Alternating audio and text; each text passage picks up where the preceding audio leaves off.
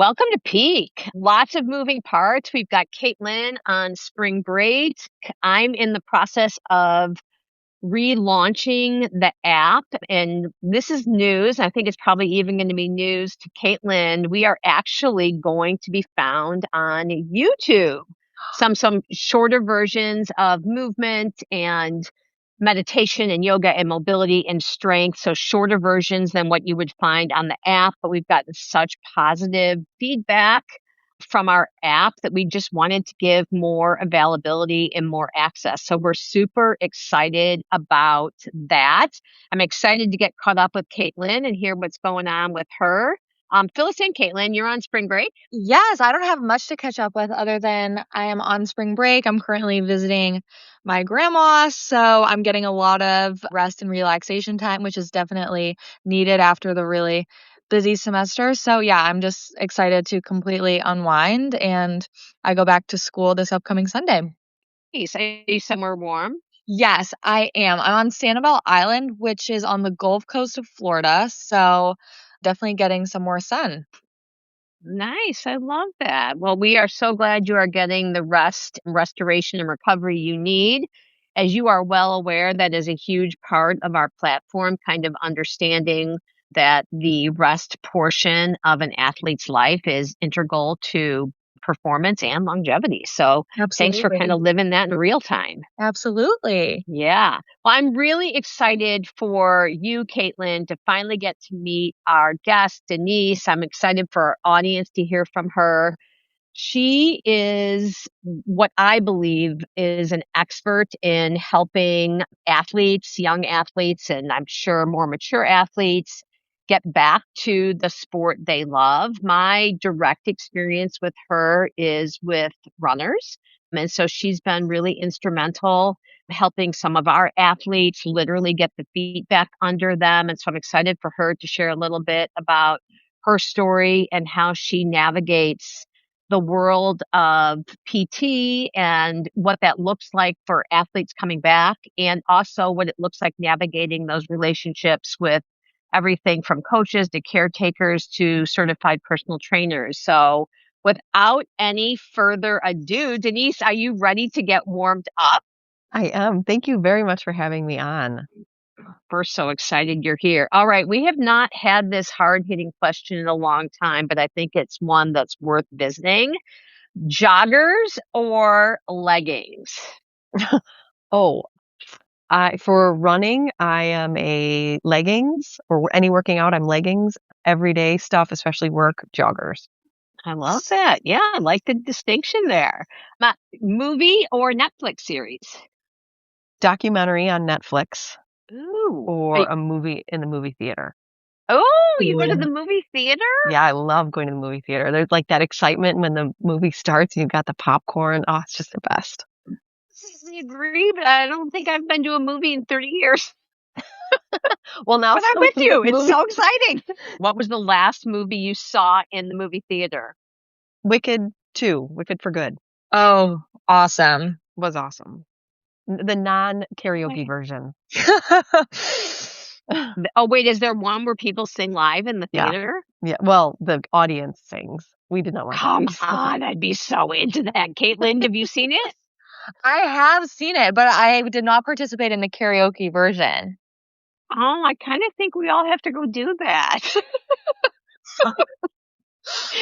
There's this, if you live in Chicago, there's this thing called the Sound of Music sing-along. Oh, Have yeah. you ever done it? No, but I've seen it. It's hilarious. It's awesome. Oh my gosh, I'm so all in. No one can belt like a really out of tune, like, song better than I can. So I'm all in for it.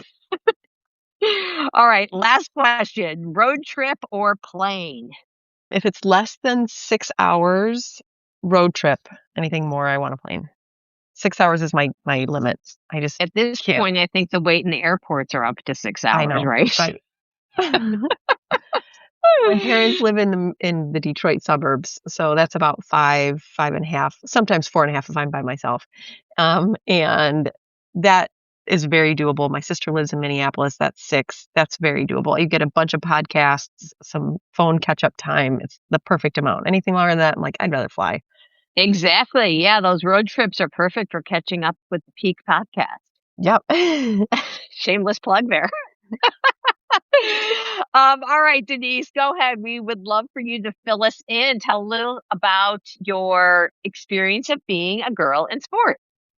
Well, I've always loved running. So I always wanted to be the fastest girl growing up. And so I always prided myself on being the fastest girl. And until in sixth grade, I was the tallest girl. And then everybody else kept growing and I stopped. So I stopped at 5'2". So I played volleyball. I was what at the time was a defensive specialist. Now it's a libero. And I loved volleyball. I really loved volleyball. So in college, I probably could have gone to a D3 school, but I ended up getting into Marquette University's PT program. And that was way more important to me than playing a sport, was that I got in direct admit to a program that was very hard to get into. It still is hard to become a PT. And so in college, I ran for fun. I had run in cross country and track in high school and middle school. So it was just for fun. I didn't join any teams or club, but I did play club volleyball. So that was fun. And then ever since then, I've done some sprint triathlons just for health. I really am into powerlifting the last 3 years. I think lifting has really changed my life. And I still run and walk and bike and swim when I can. I haven't done a formal triathlon since I opened my business. So that is on my bucket list, is to get back to maybe do a sprint triathlon here. I love that.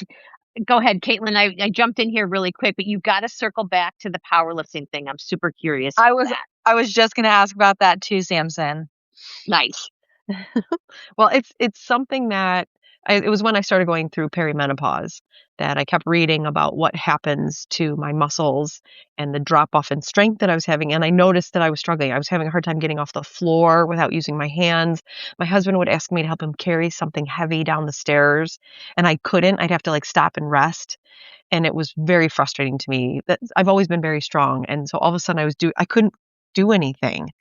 And so that's where I started lifting, and I have a personal trainer I lift with, and she's really been pushing me hard.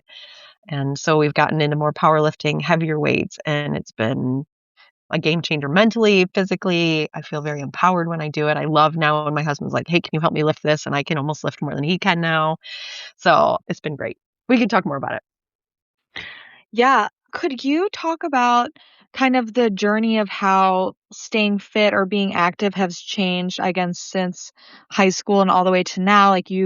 Sounds like you've done such diverse training with triathlons, lifting, just running. Can you talk about how that has changed and evolved over time? So personally, my evolution has really been driven by either a desire to stay healthy, or now it's to be as strong as possible. But professionally, what I have seen I've seen the evolution, almost the same thing. Like when we were in PT school, it was always like, you work out to stay healthy. And yes, cardio is it, heavy cardio, and you maybe lift some light weights here and there. Maybe 2 or 3 times a week, you're doing like 3 sets of 15. And I would say in the last 5 to 10 years, that has changed. That if you want to be a good runner, I will talk about it from a running perspective, so I stay in my lane. But if you want to be a good runner, it is not just 3 sets of 15 you should be doing. That is part of it.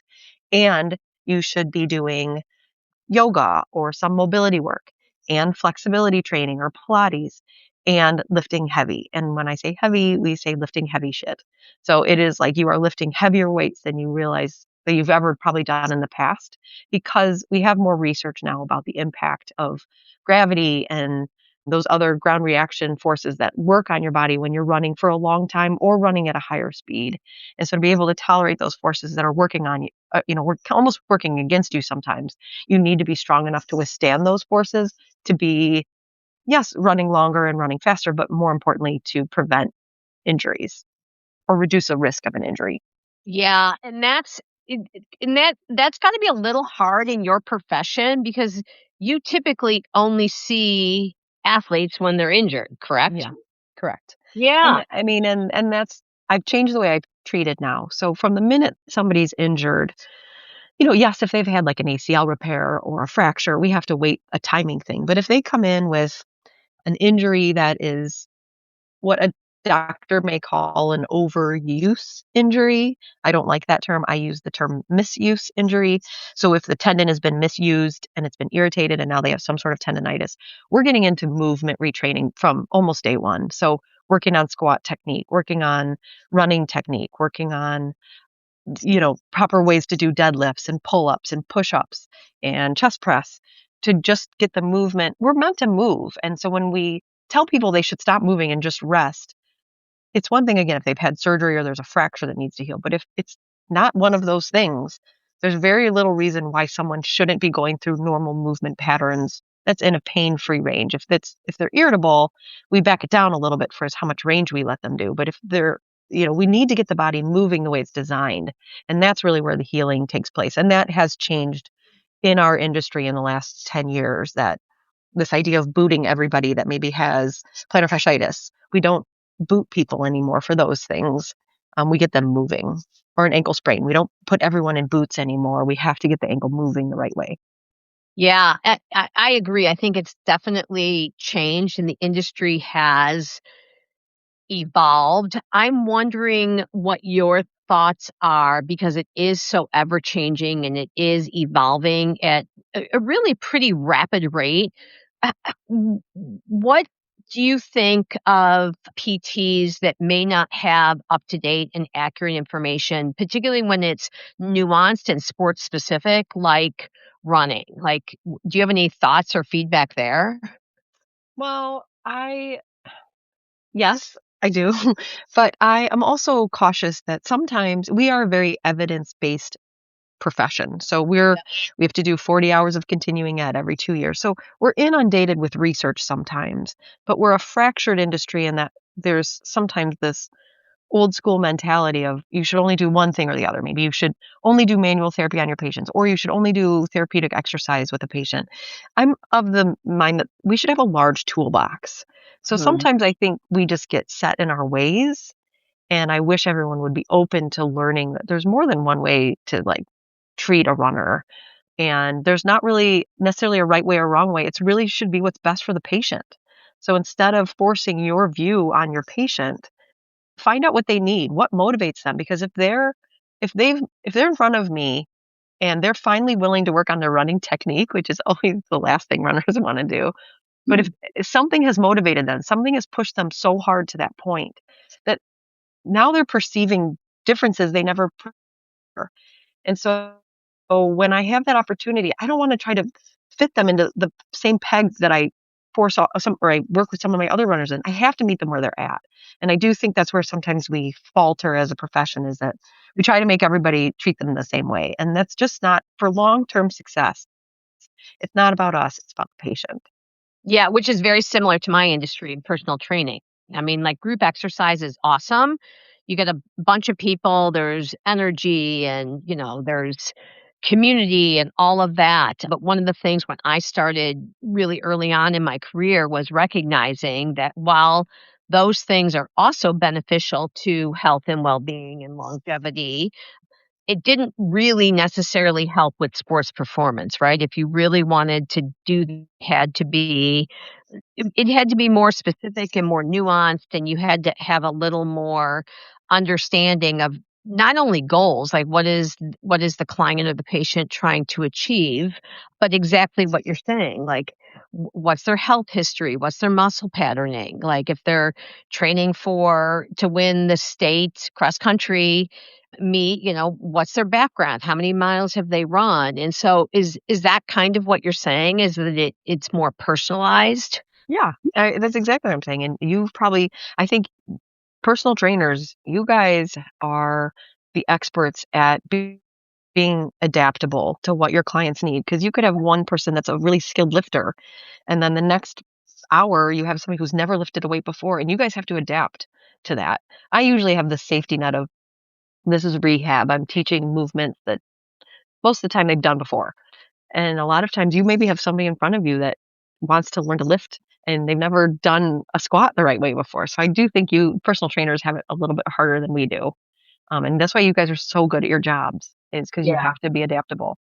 I would agree with that. And I think honestly, the hardest part of our job, and I'm curious if it's the hardest part of your job now, is that sometimes it's not the training piece, it's the retraining, because there's so much information out there and there's so much content. And because of this new online phenomenon where everybody could essentially have a personal trainer, in their bedroom, to do whatever it is they want, or in their gym, doesn't matter where they're online, and Yeah.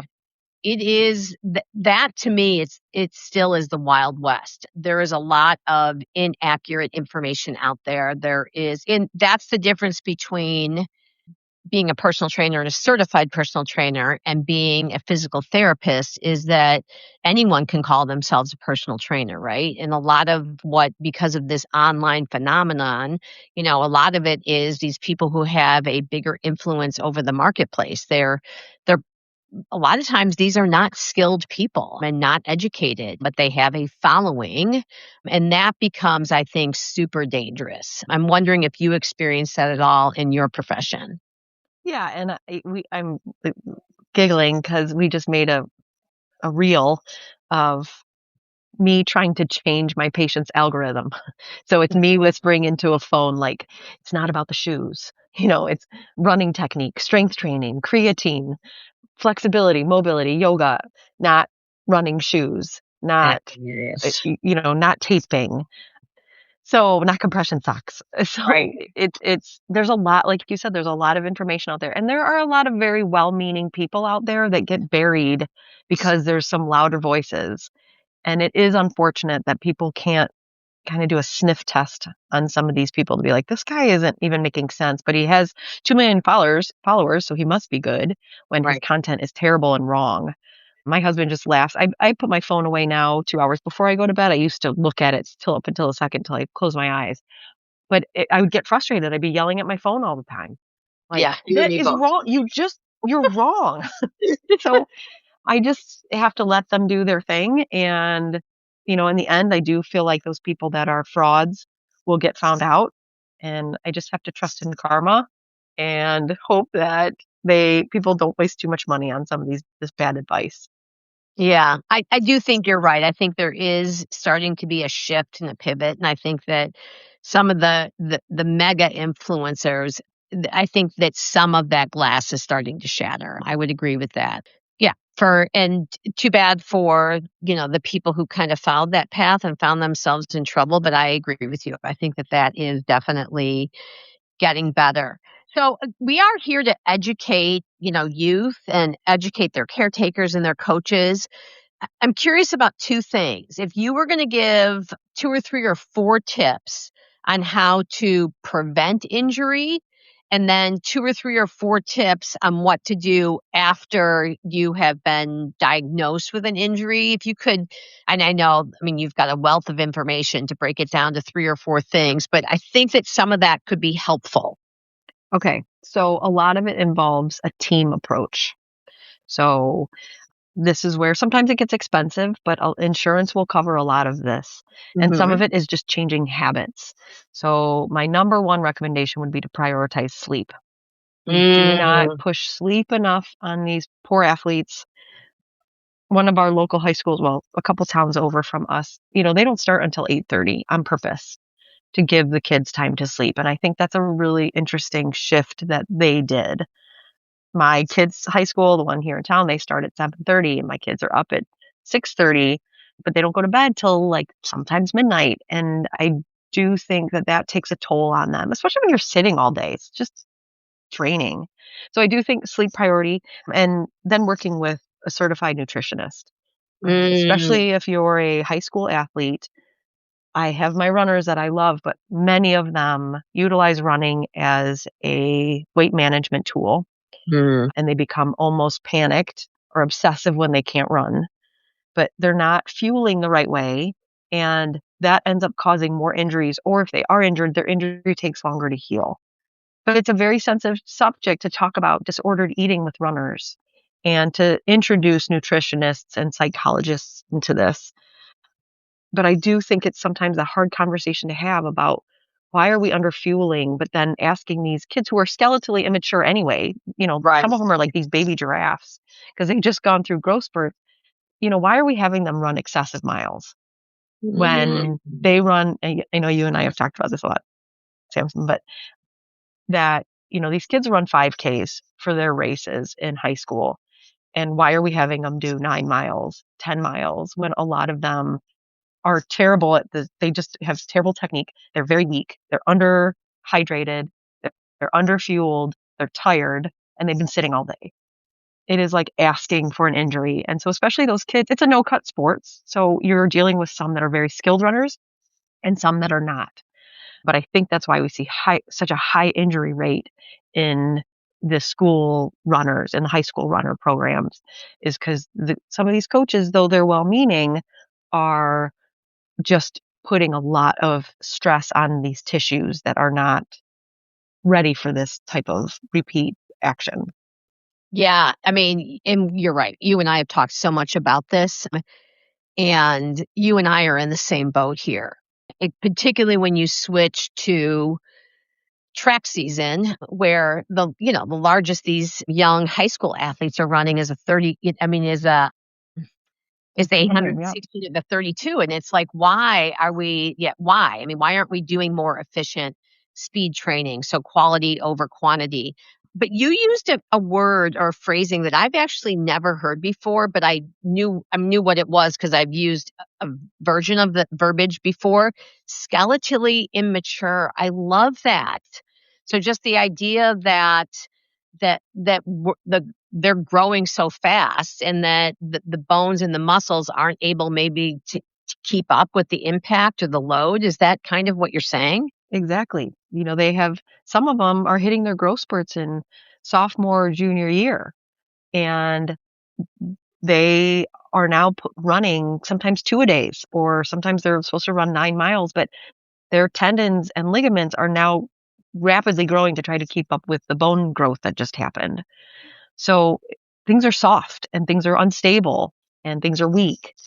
And so putting more mileage on that, I disagree with. I think there's so many other ways we can train them to help them learn to be efficient, learn to be strong, learn to be controlled, that in the end, when they're seniors, they are at their top performance their junior and senior year. Then when the new growth is happening, work on other things. But then by the time junior and senior years hitting, they are like very skilled at this.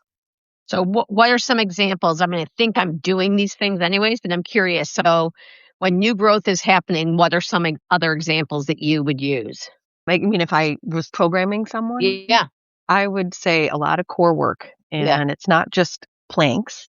It is like deep core work. So you're having them stand there with a kettlebell, and they're doing some rotational work or overhead where those deep my stabilizers. kids do not like that, and I keep on telling, and they're like, "This isn't working the core, Sam." I'm like, "You're gonna have to." Well, and your core is anything from your shoulders to your knees. Yeah. So everyone thinks it's just your abs, and it's not just your abs. There's so many other things. I'd be having them do, swimming, rotational work, Yeah. throwing baseballs, throwing frisbees, barefoot training. So getting some foot strength. Oh, yeah. So many options that they can do that are fun and different, but actually contribute to the skill of running. And that's where I would spend a lot of time, is working on the technique side, helping them understand what movement looks like. Like the example I always use is video analysis. Every other sport watches their films. Yeah. They go back and watch the plays they did and things like that. How often do we runners look at how they're moving? They don't really have an awareness of what they're doing. Most of us don't know what we look like when running. So when they're filmed by their parents, going back and having like a film day, like, look at your technique, look where you're landing, look how your foot is pulling off the ground, look at how your arms are swinging, look at how much your body is tilting from one side to the other, whatever it is. Right. I'm using film as feedback. Film as feedback. I love that.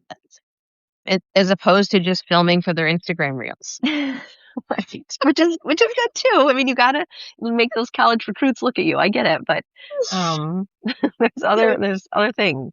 That's so hilarious. So it's so funny. Do you know, I don't know if you know this, but I train my both athletes and clients, and I train barefoot. And even when they're doing strides, obviously not, on the Des Plaines River Trail where they're broken glass, but, on the football turf where they run barefoot. But we got in trouble because my kids, they strength train barefoot. And we got in trouble. They're like, "You can't be in the weight room barefoot." I'm like, "Why not? Like, everyone should be in the weight room barefoot." But Yeah, they just weren't having it. So, Well, which they was think funny. you're gonna break a toe, and I'm gonna tell you, if you're gonna drop a weight on your foot, whether you have a shoe on there or Yeah, not, it's going to be it's broken. gonna broken. Yeah, So I'm I here to get tell it. you. You just really have to be careful. You have to make sure you don't stub your toe. I get it, but if you're wearing socks, your socks are probably cleaner than the bottom of your shoes. So That was my other thing too. I'm like, really? You think these feet are dirtier than those shoes? That is absolutely hilarious. All right, so those are that's awesome, and those are really good tips. And I wasn't sure if I was trying to validate that what I was doing was no, right. good for you for making him strength train barefoot. That's awesome. What about when an athlete is injured? And again, let's say that it is a stress fracture, or very few runners have ACL tears, but certainly we are seeing an upswing in ACL tears in other sports like lacrosse, soccer, flag football, basketball. That's a lot, right? Because you're not just dealing physical back there. There are huge conditions, and I know that's outside of your scope, but talk to me some of the ways. I know you've got a really good relationship with your athletes that have gone through some, hard injuries, and talk to me a little bit about how you help navigate that with them. We will always follow a doctor's protocol first. So whether it's a stress fracture or an ACL tear, if the doc is saying, once they're ready to start doing harder stuff in PT, especially with the ACL tears, if the doc gives us a little leeway, we'll stay. We want to hold true to protect any surgical sites. If it's a stress fracture, trying to dig on why they had a stress fracture, if it was a nutritional issue that just happened over time and probably because of some poor technique, we're working on retraining movement from the beginning. Mhm. So that is like if they are an overstrider, we are working on, can you work on that back leg? Do you know what the back leg is doing to help shorten your stride a little bit? So we're starting that movement retraining. We're watching videos. We're doing all the things that the brain needs to help learn a new skill of movement. But the psychological side of it is legit. And you and I both have worked with these mental performance coaches, and I Mhm. love that. I think it is outside my scope, but that recommendation is one of the best recommendations I make to my athletes. Like, listen, you tore your ACL in a traumatic way. Someone slid into you on the soccer field. That fear of somebody coming at you is real. So we need to work through that. Or you tore your ACL because your body gave out. You were jumping at the net to block a ball and you came down and your leg just gave out from underneath you. There's a reason why those injuries, those non-traumatic tears are harder sometimes because your body just gave out on you and people don't trust Mhm. it. And so rebuilding that trust between your brain and your body is really important. And so I think that acceptance and I do feel like it's much easier to talk to athletes nowadays than it was 20 years ago about the brain side of it and counseling. Yeah. I feel like people are much more open to talking about their psychological rehab than they were in the past. So I do think that brain body connection is really important. And I think if you can manage the protocol, guiding them on the right path, making sure the brain's taken care of, they're still prioritizing sleep and nutrition. Rehab can be a journey just as much as anything else. Learning a lot about yourself, learning a lot about how the body works is sometimes fascinating to these kids. And I probably get about 40% of my athletes end up wanting to go into PT because they were so intrigued by it. And I love that. I love when they are so moved by what they did that they're like, I would love to do this for my profession. And I think that's a great compliment too. So I think that movement retraining has a lot of different forms to it. And it's Yeah. not just a linear journey. It's kind of this moving part, pardon the pun, but you have to be willing to try everything to restore movement and strength. Yeah, I completely agree.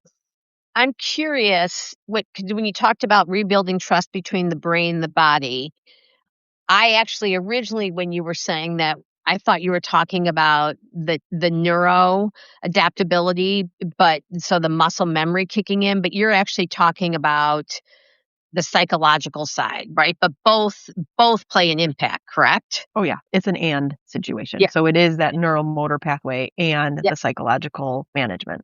that's what I thought. So it's just interesting. So the brain actually plays a much larger role than people think. I mean, like those are two pretty heavy pathways there. Yeah, absolutely. Yeah, I love that. So aside from having your own PT office, you also have a running clinic. Is that correct? Am I saying that right? Through our running academy. Running academy. We also have dance medicine, balance and concussion, an aquatic program. So we each of us specialize in certain things.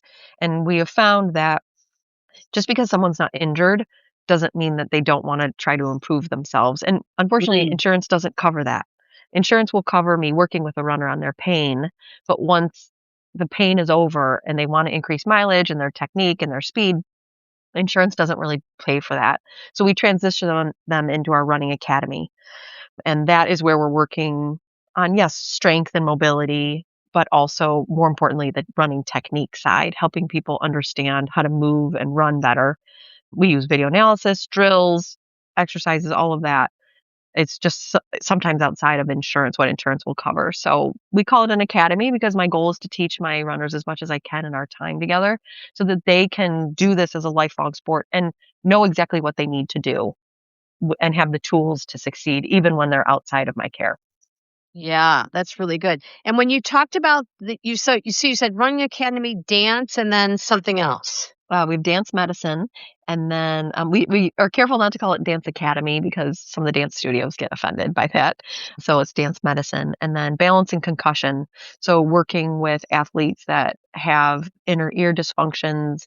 A lot of times that is covered by insurance, but coming back from a concussion is probably the least utilized rehab in everything we see. Most athletes do not come in for concussion treatment.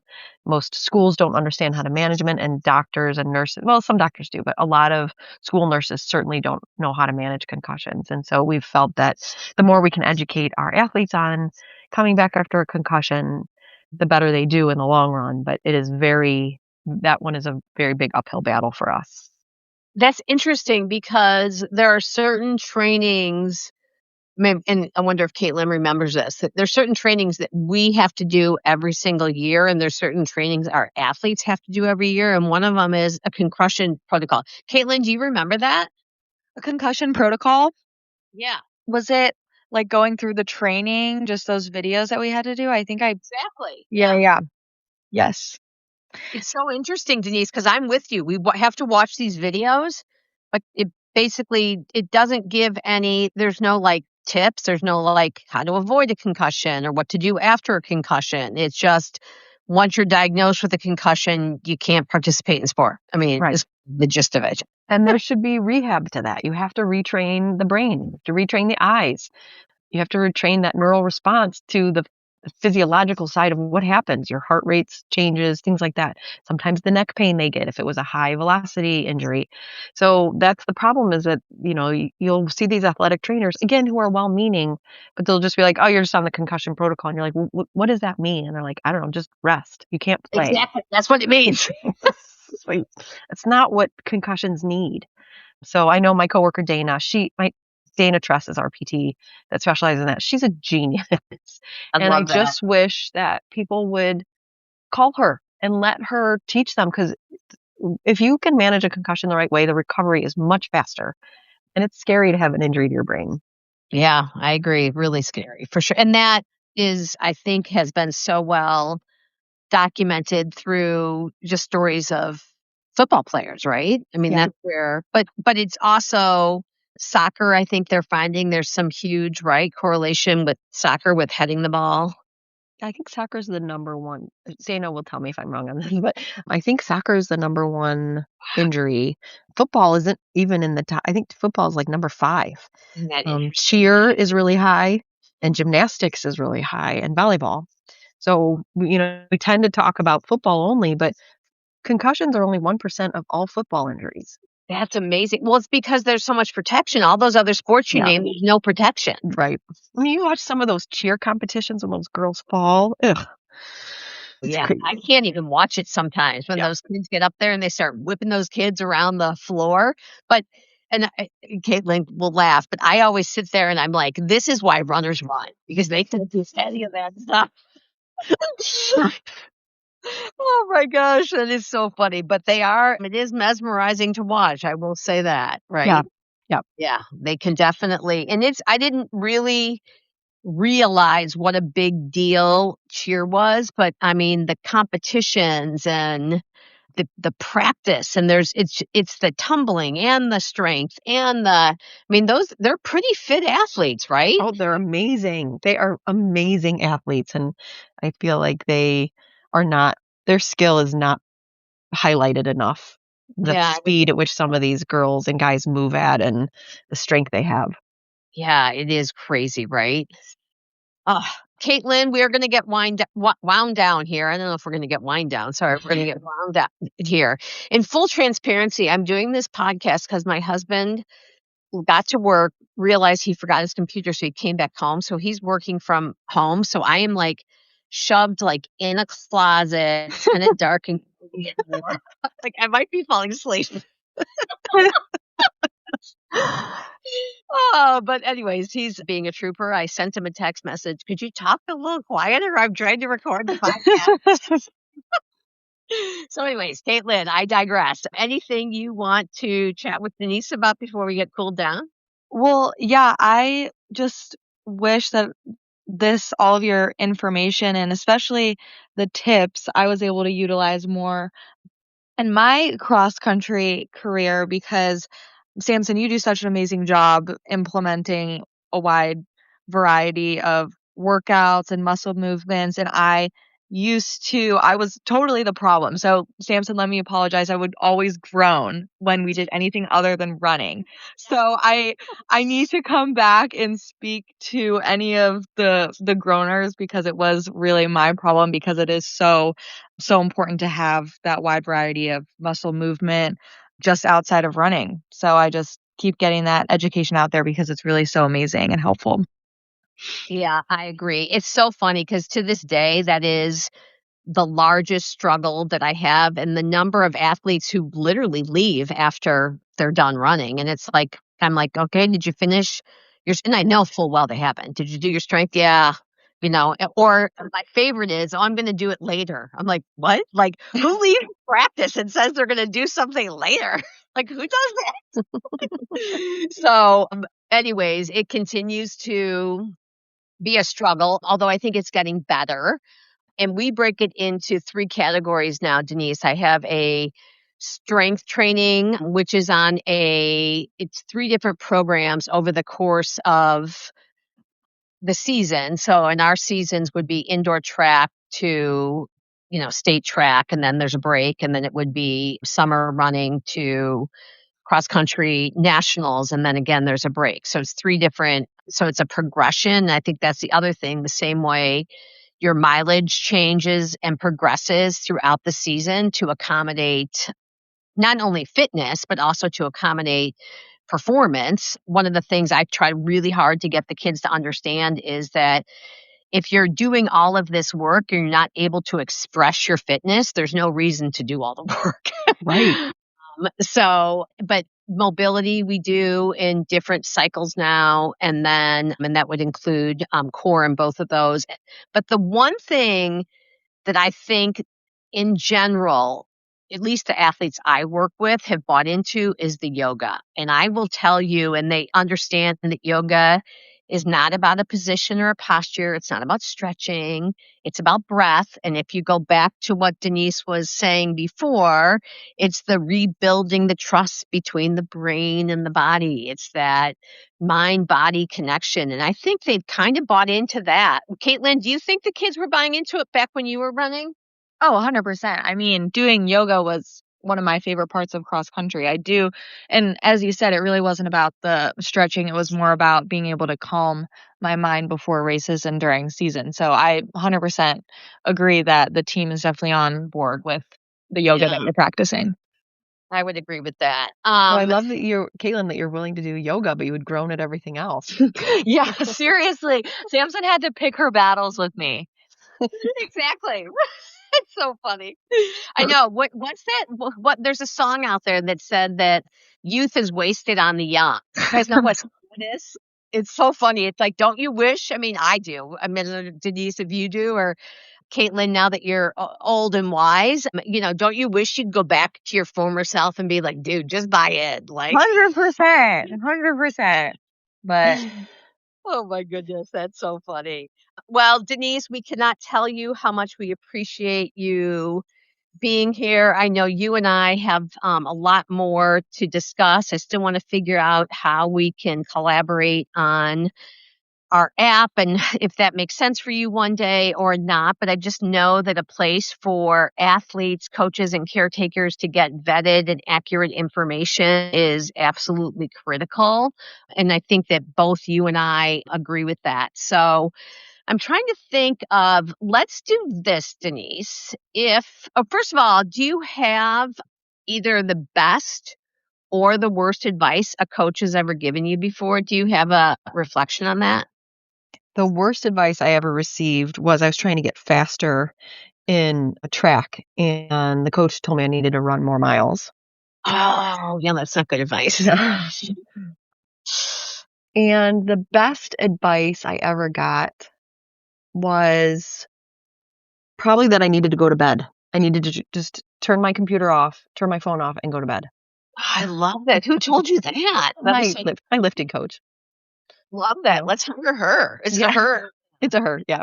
Love that. I love that it's a her. Yay, I love that. All right. If there was a food that was portable enough to eat on a bus after competition, what would that food be? What would be your go-to? Avocado with seasoning salt. Really? Mm-hmm. I'm so not. I do not judge people and their food choices, but that's so unique and so unusual. I love avocado. Yep. I love that. Is it mashed? Do we eat it whole like an apple? Fill me in. No, you just like scoop it right out of the side of it. Or you know what? You could spread it on some sourdough toast. That'd be great. Oh, that sounds lovely. Yeah. All right. We'll put that down. Well, thank you so much again, Denise, for being here. I hope everybody that tuned in was able to take away 2 or 3 things that are going to help them perform and then optimize recovery, because I think that's a big thing we talked a lot about today, that the secret sauce is actually in the recovery piece. If you have not checked out our Instagram page yet, make sure you do that. And we've got a lot of interesting information on there. Plus, you can go back and see different podcast guests that we have on there. Remember that if you are listening to us on your favorite podcast channel, it takes no time at all to give us a 5-star rating, and it helps more than you can imagine. We can't wait to see you next time.